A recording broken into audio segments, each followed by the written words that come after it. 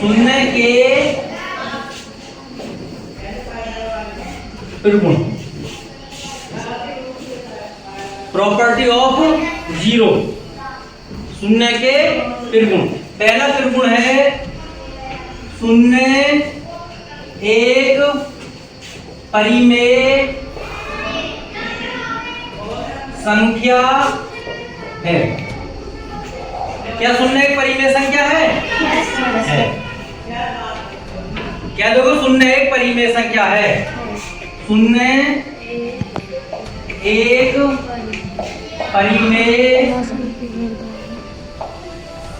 संख्या है। क्यों है? क्योंकि इसके बटे में एक है। शून्य को हम p बटे q रूप में लिख सकते हैं। क्यों जीरो नहीं होना चाहिए? p बेशक जीरो हो सकता है। तो शून्य एक क्या है? परिमेय संख्या है। कोई तुमसे पूछेगा शून्य, जैसे उस दिन राजा सर आए थे, पूछा था तो बताइए शून्य परिमेय संख्या है नहीं है? तो नितिन ने बता दिया था कि हाँ परिमेय संख्या क्यों है? क्योंकि इसके बटे में एक है। क्यों जीरो नहीं होना चाहिए? मैंने तो बता रखा है, यदि किसी भी संख्या के बटे में जीरो आ गया तो उसका मतलब है डज नॉट एग्जिस्ट। कोई नंबर एग्जिस्ट नहीं करता, डज नॉट एग्जिस्ट। आई बात समझ आई? कोई भी नंबर एग्जिस्ट नहीं करता, अनंत। हमें नहीं मालूम क्या है शून्य में, इसी संख्या में शून्य की भाग करने पे हमें कुछ पता नहीं क्या है। दूसरा त्रिगुण है शून्य क्या है? परिमेय संख्या। अब है योग का तत्समक अवयव। योग का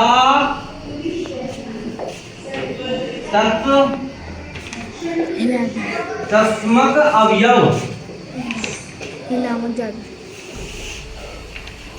कुछ कर लिया।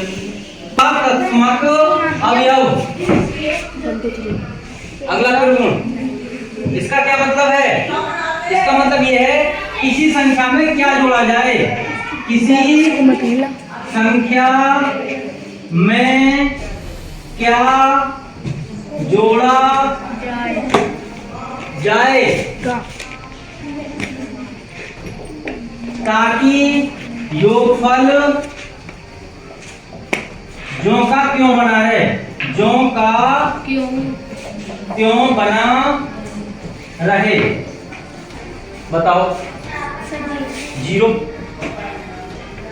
भाई जीरो ही तो ऐसी संख्या है।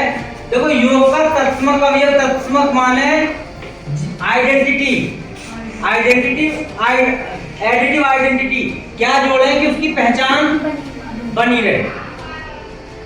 जैसे मैं ये को 5 में क्या जोड़ूं कि 5 ही आ जाए? जीरो जोड़ दो। -12 में क्या जोड़ूं कि 12 ही बना रहे माइनस के? जीरो।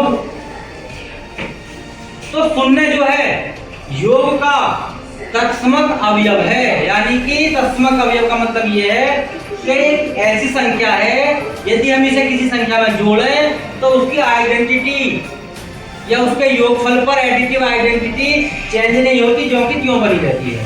तो तुम लिखोगे प्रत्येक संख्या का योगात्मक तत्समक क्या होती है? शून्य होती है।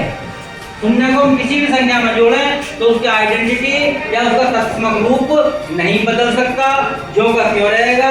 यदि 5 में 0 जोड़ेंगे तो 5 ही आएगा, -12 में 0 जोड़ेंगे तो 0, 12 ही आएगा। यदि मैं कह दूं कि ए में क्या जोड़ा कि ए आ जाए तो तुम कह दोगे 0 जोड़ दो। ए 0 जो है योग का तत्समक अवयव। कुछ कर दिए। किसी परिमेय संख्या की शून्य से गुणा। किसी परिमेय संख्या की शून्य से गुणा। किससे गुणा? शून्य। सही है। लिख लो नियम इसका।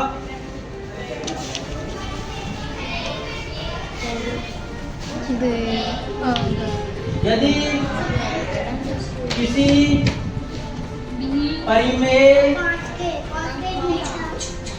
संख्या को शून्य से गुणा करें,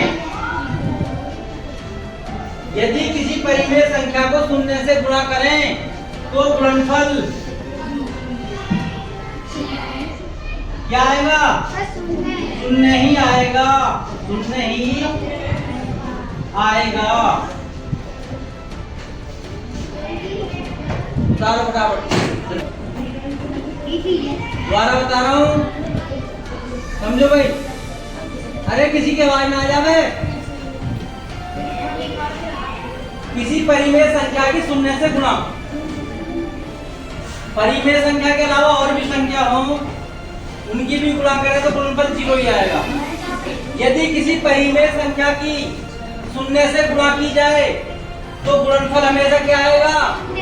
शून्य ही आएगा। जैसे 5/3 गुणा 0 बराबर कितना आएगा?